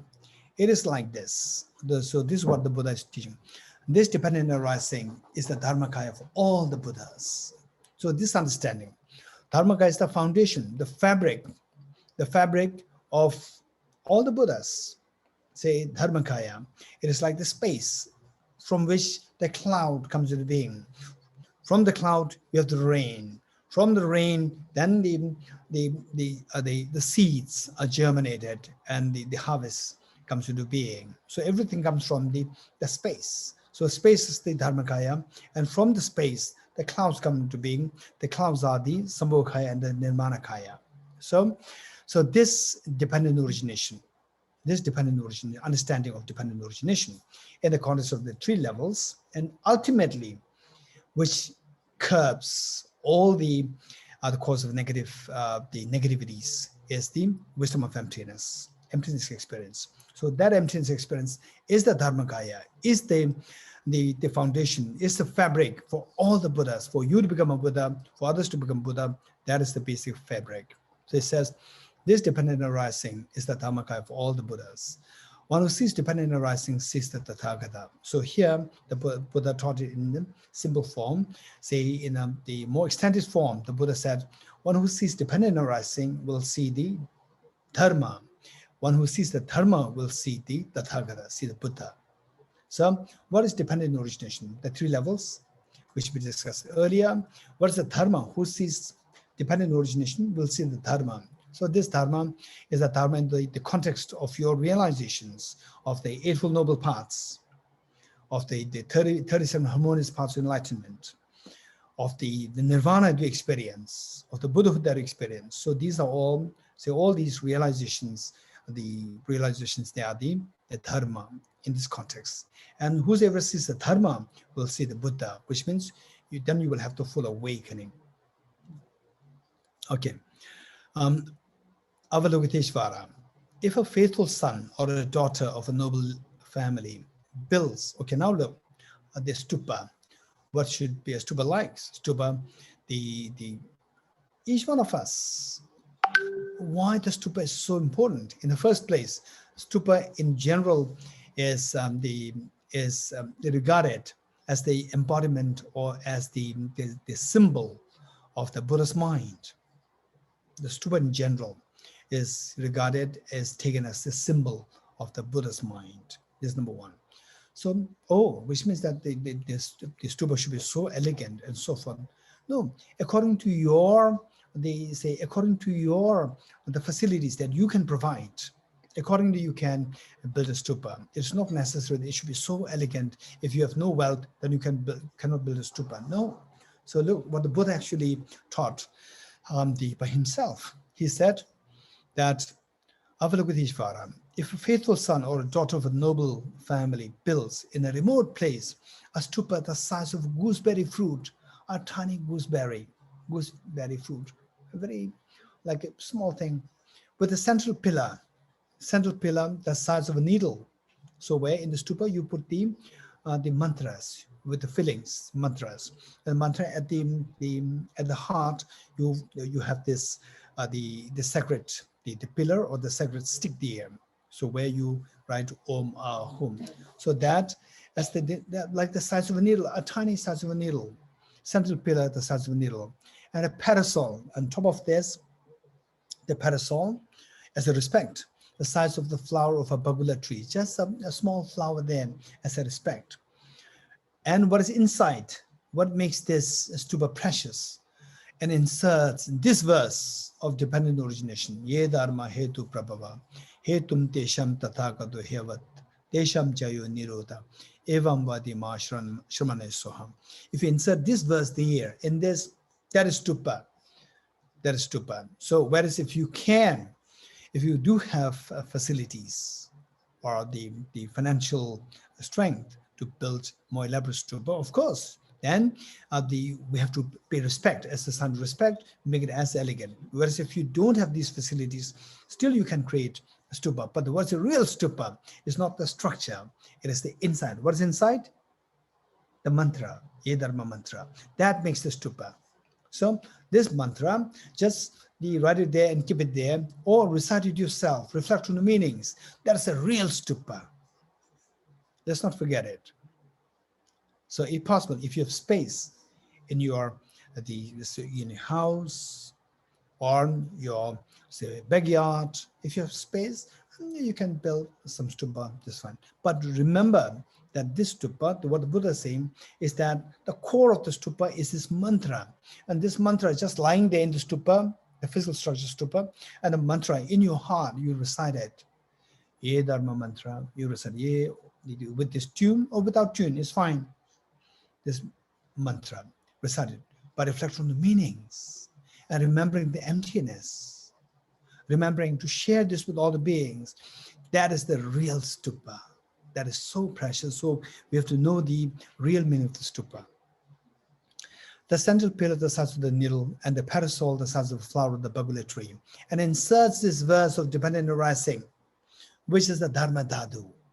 Dharma Dhatu meaning the sphere of the all phenomena, the ultimate expanse of all phenomena, the emptiness reality, the fabric of all the phenomena. So, this, the mantra, from this mantra, if you reflect on the meanings, then you become transformed. You become transformed, and then you become a Buddha, and you are able to benefit all the beings. Whole the purpose of Stupa is to benefit the beings. He or she will generate the merit of a Brahma. Merit of Brahma meaning the merit which equals the merit required for somebody to take birth as a Brahma. When such person pass meaning dies. When such person pass on from here and die, they will be reborn in the world of Brahma, meaning that, say, where if your intention is to take rebirth there in the Brahma realm, you will take birth there. Whereas otherwise you have this enormous accumulation of merit with you. With this, then, wherever you take birth, you will reap the benefit. When they pass on from there and die, they'll be reborn with fortunes equaling those of the gods of the pure abodes. After the Blessed One had spoken these words, the hearers, the Bodhisattvas, hearers meaning the Shravakas, the Bodhisattvas, the whole assembly and the universe of gods, humans, Asuras. Asuras means the demigods, the Gandharvas, the beings who feed on smell, rejoiced and praised the Buddha's teachings. Okay, we're done. Good. Sheila, You'd like to invite some questions? Yes, are there any questions? People raise their hands or shout out. I don't see anything in the chat at the moment. Questions? Sneh, would you like to start? Thank you. Thank you, Geshe-la. Geshe-la, you mentioned several times, that nirvana is like fearlessness and Buddhahood is like infinite happiness. And I was wondering, because in nirvana, I am free of samsara, why would that not be considered infinite happiness as well? Okay, this is good. Good question. Nirvana, I correlate this with the fearlessness. There are two things happening. One is that, we are in samsara. And we want to get out of samsara, the fear of samsara. When you speak about the renunciation, it is to renounce the fears of samsara. Samsara is very scary. So sometimes, small children, they don't see with the COVID. Small child has no clue what COVID is. And simply is engrossed with the chocolate. We are like small children. And samsara is worse than COVID, to be very honest. It's very scary. So somebody who's very mature to see that samsara is a very scary place, then you want to get away from the fear of this samsara. So that is referred to as the fearlessness. And if you look at the mechanism by which to attain that, we apply the wisdom of emptiness. And the wisdom of emptiness gives you a tremendous strength. It gives you so much confidence, wisdom of emptiness. But what is the driving force to this wisdom of emptiness for attaining nirvana? It's just a renunciation. That I be freed from suffering. That I be freed from suffering. So whereas yes, there's nothing wrong with this. Only thing is that the scope is very small. So therefore, it becomes like, in comparison with the Bodhisattvas who think about all the beings. So for them, I need to be free from suffering. I need to be liberated. And the Bodhisattvas also say, I need to attain Buddhahood. So they both have the light to dispel the darkness. What is this light? I'll give the analogy. One is the torchlight and the other is the sunlight. The torchlight, in the dark, you go to enjoy a garden. With a torchlight, you can only enjoy a flower. You cannot enjoy the garden. So the nirvana, in the context of the personal nirvana, of course, even the Buddhahood is also nirvana. Don't forget it. Buddhahood is also nirvana. Buddha is a very specialized nirvana. When you speak about nirvana versus Buddhahood, nirvana is the personal nirvana. That personal nirvana is for oneself, only one person. So it's a torch to see only one flower. So this torch, of course, is a light. It's very precious, but it does not help you to see the whole garden. It only makes you enjoy one flower. Whereas the sunlight allows you to enjoy the whole garden, infinite happiness, not just small happiness, infinite happiness. So therefore, the nirvana, personal nirvana, this is referred to as the fearlessness. Yes, with respect to you, I have no fear, but it's not infinite happiness. It's like a small torch. It's just related to self, only confined to one person. Whereas for the Bodhisattvas or the Buddhahood is the infinite happiness because it's related to all the beings. No questions? Thank you, Geshe-la. Welcome. Okay, Robin. Geshe-la, I was wondering about in the mantra, the word Ivam, which you see in tantric text, especially, in the Chakrasambhara. Recently, we see the breakdown of the 4 elements of what Ivam means. Can you just talk about that a little bit? Does it have multiple definitions, the word Ivam? Okay, thank you. The Evam evam has many connotations. In English, it is as simple as here is thus. Thus it is. As simple as that. This is English. And in Tibetan, dike, this word, dike means this is it. And so in a secular sense, it doesn't have any special meaning. It simply means thus. In secular sense. In Tantra, it's very sophisticated, extremely sophisticated meaning. The Tantra. In fact, the whole Tantric teachings are subsumed under these two syllables. Evam is extremely sophisticated in Tantra. And in the Shiri Heruka, so there's a mention of the Evam, of course, as a very important part, but not explained as the very comprehensive part of the Tantra. It's just the quintessential of what is explained of He Ru Ka Shri. He Ru Ka Shri. Of course, this is not a Tantric discourse. I'm not supposed to be going too detailed into this, but it's very helpful.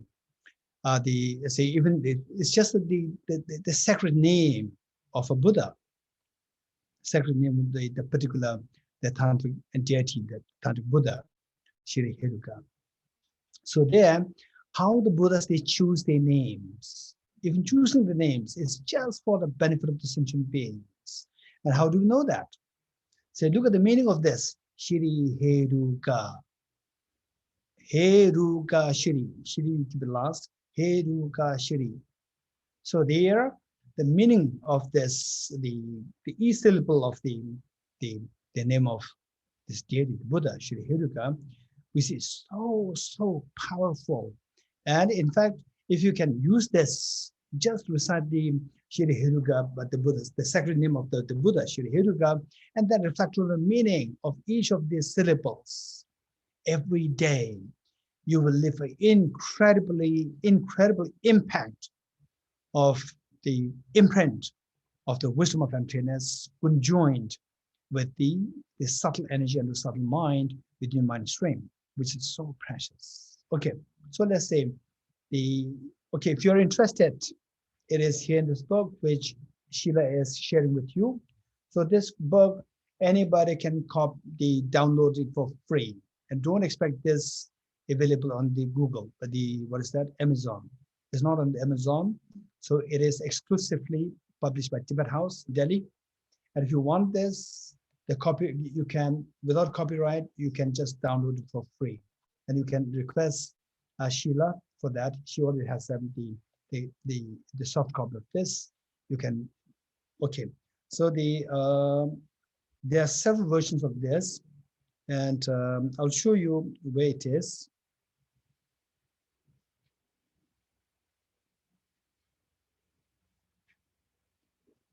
Okay, so in my edition, it is on page 214. And the Sheila, you might have to go like 240, 230 something. The soft copy, you might have to go 200. Ultimate Reality and Madhyamaka Philosophy excerpt from immediately before that, yes. Oh, the one before. Immediately before that. Dependent Origination and Emptiness, a compilation of excerpts.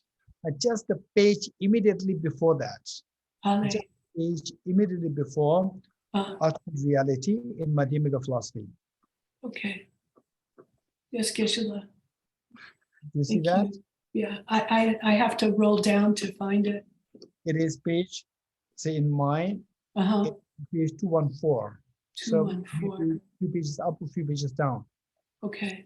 214, and I deliberately picked that up and included this in this book.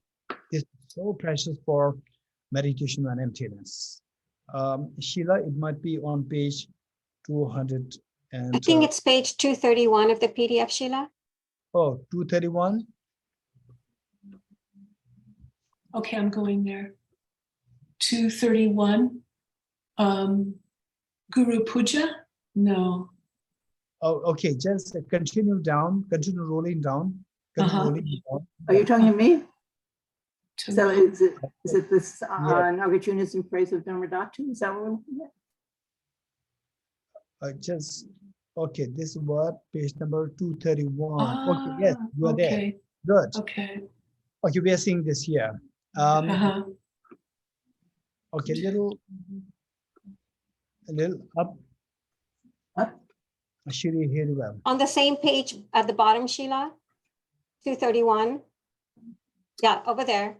I see it on the Shri Hiruka. Good. yes, okay. It's Okay. 240 Okay, good. on the unloaded. 231 on the one I have on the screen.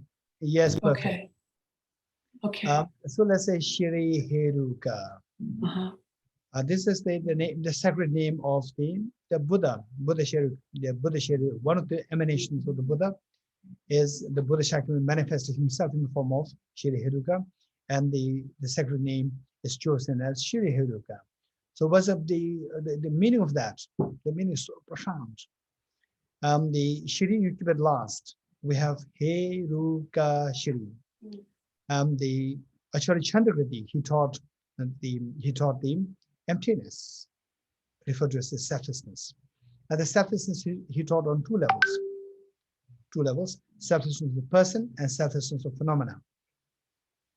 So they said that when emotions arise in us, when we become angry, when we become sad, or say any afflictions arise within us, there's always the interplay of the two things. You as the person and your objects as the phenomena. There are two things involved.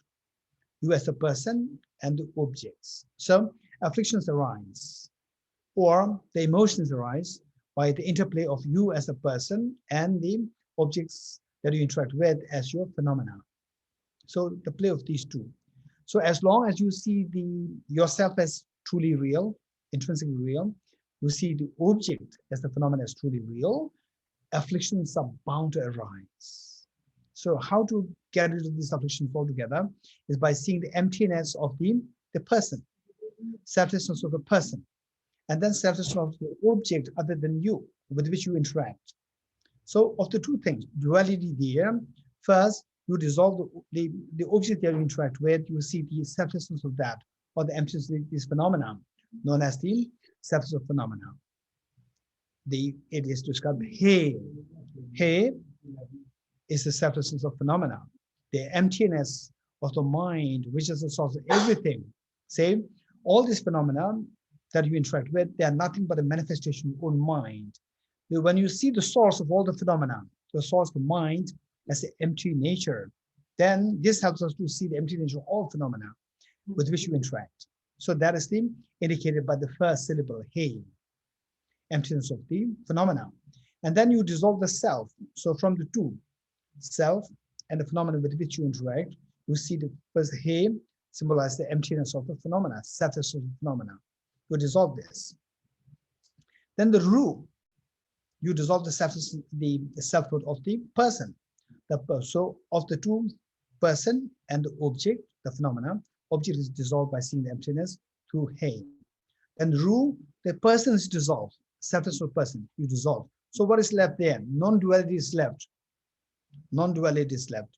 Ru is the selflessness of person. Then Ka is the ultimate reality, the absence of the dissonant duality of the subject-object. Subject-object is dissolved. So now you are left with the non-duality. Okay, next. Shri. No? Sheila, just Roll it up. roll it up. Yes, Shri. Scroll up there. Yeah. Yes. Okay, Shri. So now what is left with you is the non-duality is left. The phenomena with which you interact is dissolved in emptiness. The person who interacts with the phenomena, it also dissolves in emptiness. Substance phenomena, substance person. So what is left? Non-duality is left. So the Ka is the ultimate reality, the absence of the dissonant duality of the subject object, absence of that duality. That is left. Who is seeing this? Who is seeing this the non-duality. My own wisdom is seeing this, my own wisdom. Shri is the non-dual exalted wisdom that you are seeing, the wisdom within you, which sees this non-duality. That wisdom abides in congruence with the emptiness object, which is the absence of duality. So that is also non-dual with a non-dualitous object. This is the meaning of the evam. So the evam here is the ultimate wisdom which you have to see the non-duality, which also resides as non-dual with the non-duality as the object. So that is the meaning of the evam. So this is what you are to activate. You are to activate, and which refers to this subtlest clay-like mind. This clay-like mind focus on the emptiness of the non-duality. So this is the meaning of the evam. It's a very profound meaning. And if you can every day, if you can recite this, just He Ruga Shri, reciting these lines and meditate on emptiness accordingly, they're extremely auspicious and extremely beneficial. Okay, thank you. Thank you. Thank you, Geshe-la. Welcome. Okay, if there's no question, we'll stop here. There are some more questions. Would you like to take some more questions? Yes. Okay, so Neely? Go ahead. I just wanted two small questions. You obviously correctly said that, any phenomena is generated by causes. And if we confront, let's say not a very pleasant phenomena, we have to see the causes and change them. Now, sometimes the causes are not really up to us. If we take, for example, the Tibet case, I mean, of course, the violation of, the human rights of the Tibetans and all of this is caused by the Chinese. And, for tango, you need two. So how can we actually really, overcome, the situation without actually being able, to change the causes? This is one. And the other just small thing from last time, of course, again, any phenomena has, we have to be aware of the impermanent.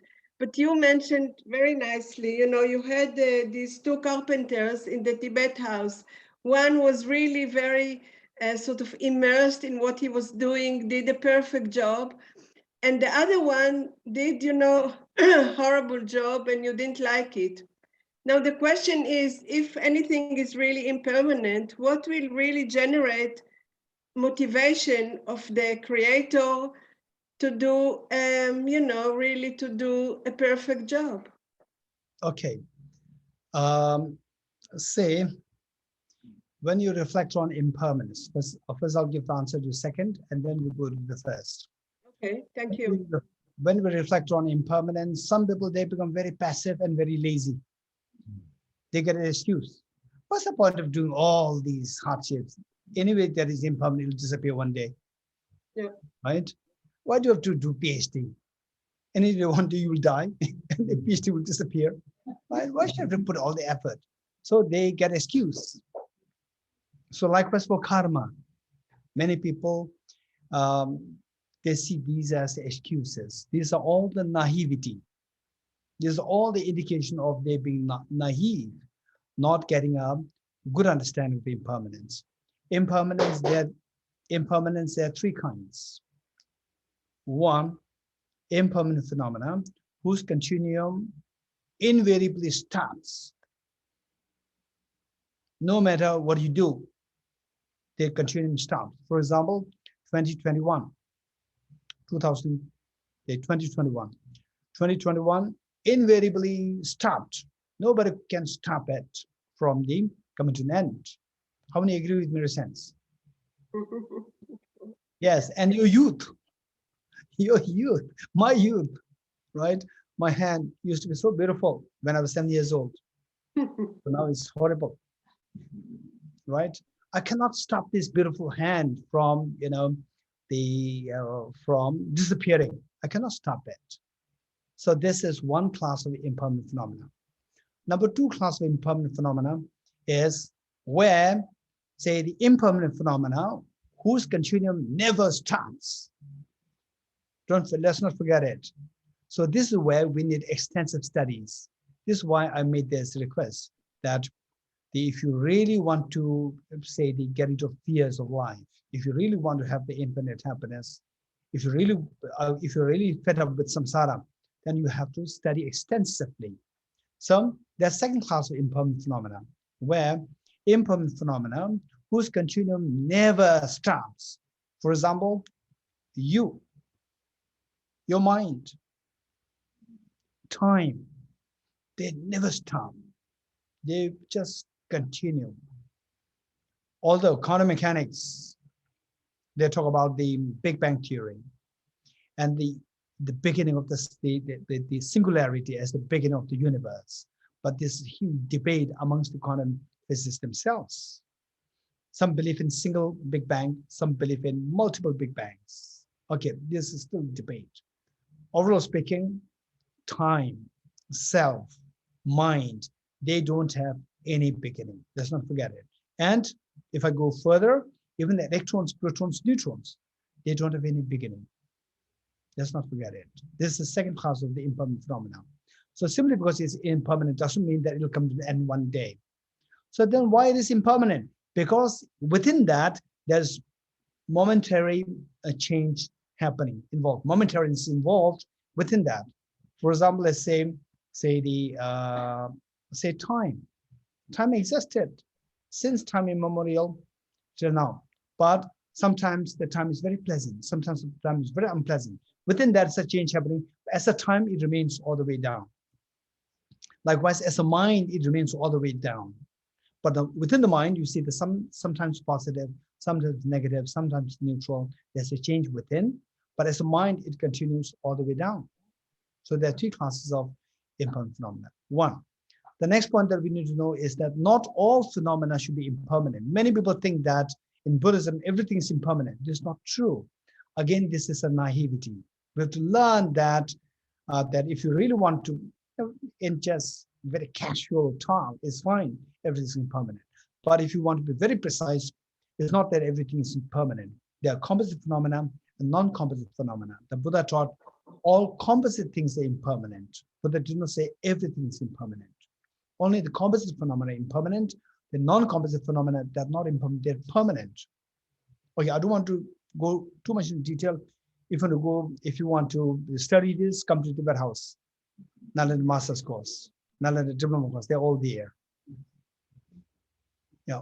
Okay. So the first question about the Chinese invasion of Tibet, and the Tibetans going through very difficult times, and there are the causes and the conditions, how to fix the causes and conditions.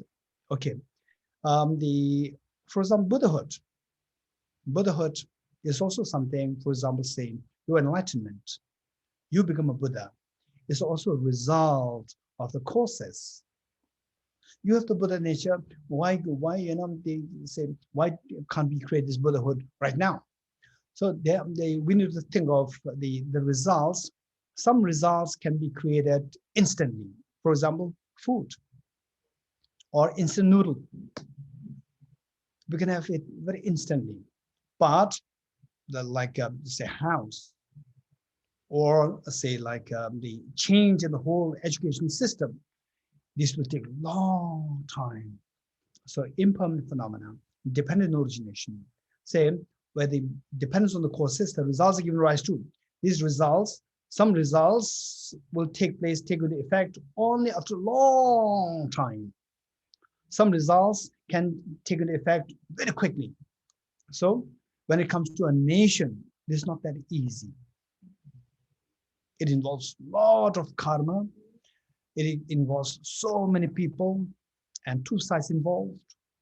And so that way we have to try our best. Yeah. And of course, one of the major causes of these, the undesirable experiences, where one country bullying another country, this are all, for example, Russian bullying the Ukraine. These are all involved with the karmas. So the other people should not remain silent. Other countries should not remain silent. It can repeat on you also. For example, when Tibet was invaded, that was what happened.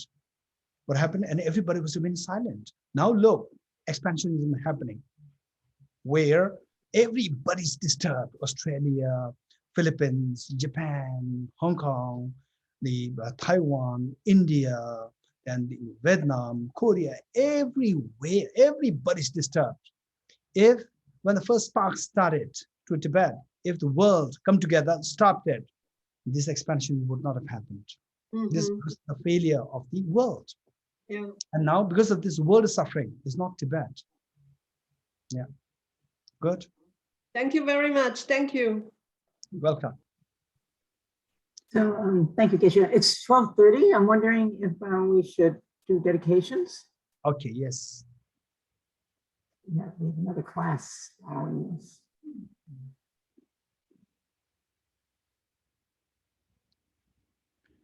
Okay, let us dedicate the merits that's gathered, that His Holiness the Dalai Lama, the true source of joy and happiness on this earth, that he lives long and that his wishes be fulfilled spontaneously. Also, let us dedicate it as the merits that's gathered, that all the great teachers of the monastic universities, Ganden, Sera, Tepung, and also the great teachers from Theravada tradition, Chinese tradition, Tibetan tradition, like Sakya, Kaikyu, Nyingma, Gelu, all these very authentic teachers, may they thrive in their activities, may they have good health and their wishes be fulfilled spontaneously. And also let us pray that all these great learning centers are from the different traditions. They all thrive in the activities of study, reflection, meditation. May all the centers like your center, Shantideva Center, here, Cultural Center, and all these centers thrive in the activities to benefit the beings as much as possible in rendering service to give the teachings on the Bodhisattva and the wisdom of emptiness. May all the beings who died due to COVID-19, and all those who died otherwise as well, may they take a favorable birth to meet the teaching on the wisdom of emptiness and the Bodhisattva. And eventually, they become the beacon of hope, beacon of light, a beacon of wisdom to lead all the other demon sentient beings towards ultimate happiness. May all these unnecessary wars and conflicts among the nations, may they stop. May the leaders, they gain sanity through the blessings of the Buddhist Bodhisattvas, and that the subjects, they feel relief and they feel the peace of mind, they have the harmony. So with this mind, let us recite the verses together. In the land encircled by snow mountains, you are the source of all happiness and good. All powerful channels Tenzin Gyatso, please bring in until samsara ends. Just as the brave Manchuria and Samadhavada too realize things as they are, also I dedicate all these merits in the best way that I may follow the perfect example. I dedicate all these rules of virtue with the dedication praised as the best by all the Buddhas who appeared in 3 times, so that I might perform the noble Bodhisattva's deeds. May the Supreme Bodhicitta that is known to risen and rise and grow, and may that which is the risen not diminish but increase forevermore. As long as space remains, as long as sentient beings remain, until then may I too remain to dispel the miseries of the world. Due to the merits of these virtuous actions, may I quickly attain the state of Guru Buddha and lead all beings without exception into that enlightened state.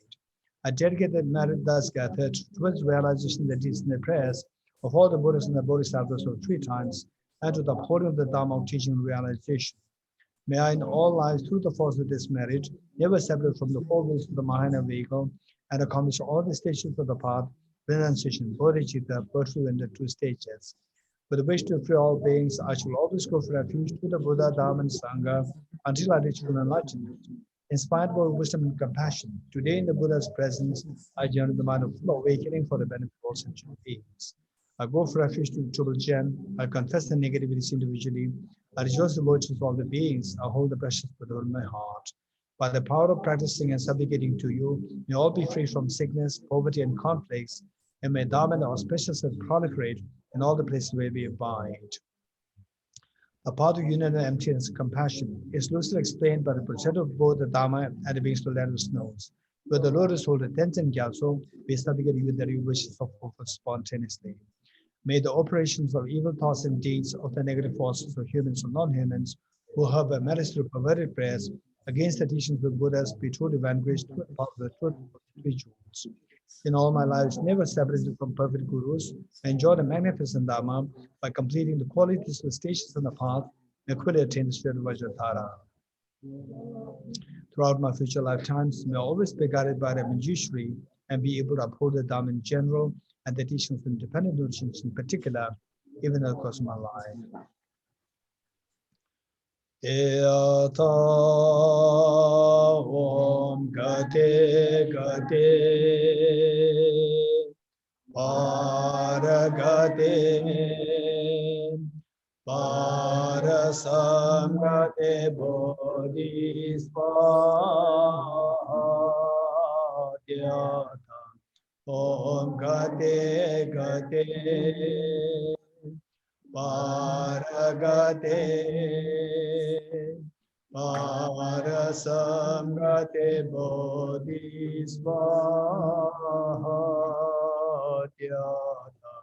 Om Gate Gate Paragate Parasamgate Bodhisattva.